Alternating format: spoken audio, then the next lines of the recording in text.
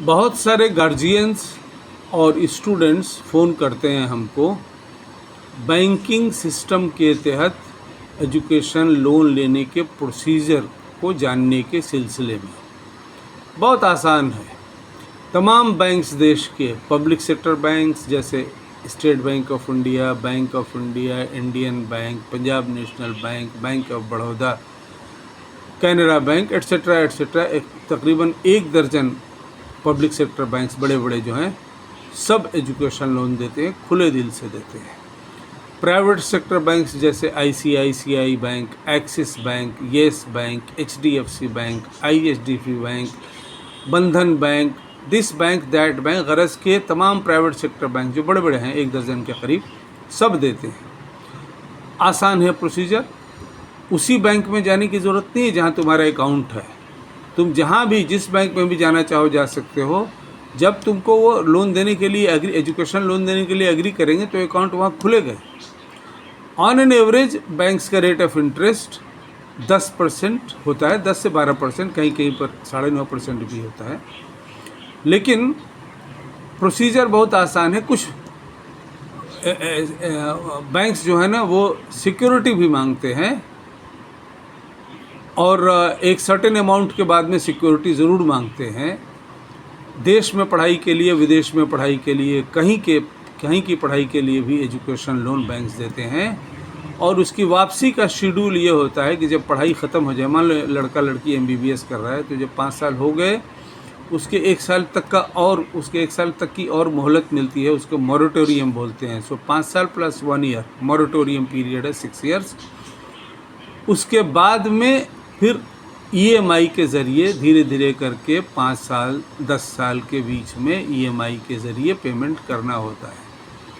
और ये बैंक के साथ एग्रीमेंट शुरू में ही हो जाता है। जैसे मान लो किसी का 10 लाख रुपया सेंक्शन हुआ, तो ये नहीं है कि वो स्टूडेंट के हाथ में पैसा देते हैं। नो, वो यूनिवर्सिटी या कॉलेज को डायरेक्टली फंड ट्रांसफ़र करते हैं।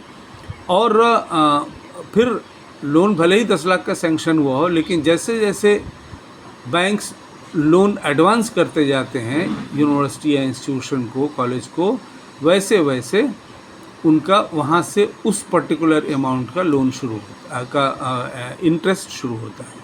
और इंटरेस्ट के बारे में तुम लोगों को फ़िक्र करने की, तुम्हारे गार्जियंस को फ़िक्र करने की ज़रूरत ही नहीं है, बिकॉज़ इंटरेस्ट के पेमेंट का ज़रिया हम लोग निकालते हैं। तुम लोग कर्ज़ लोगे, तुम्हारे गार्जियंस तुम्हारी पढ़ाई के लिए कर्ज़ लेंगे, वो ज़ाहिर है वापस करेंगे, लोन अमाउंट वापस करेंगे। नहीं तो इस दुनिया में भी हिसाब देना है, उस दुनिया में भी हिसाब देना है।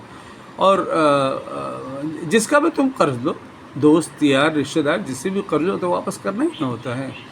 उसमें इंटरेस्ट नहीं देते हो दोस्त या रिश्तेदार से जो कर्ज़ देते हो। लेकिन बैंक से लोगे या किसी और फाइनेंशियल इंस्टीट्यूशन से लोगे तो उसमें इंटरेस्ट होता है।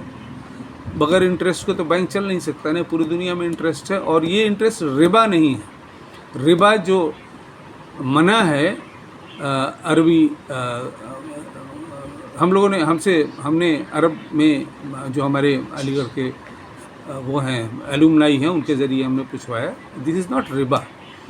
और इंटरेस्ट के बारे में तो तुमको खैर इन एनी केस अगर रिबा हो तभी भी उसके बारे में सोचना नहीं है, बिकॉज इंटरेस्ट तो हम लोग पेमेंट का अरेंज कर रहे हैं, ताकि तुम लोग देश के बैंकिंग सिस्टम का फ़ायदा उठाते हुए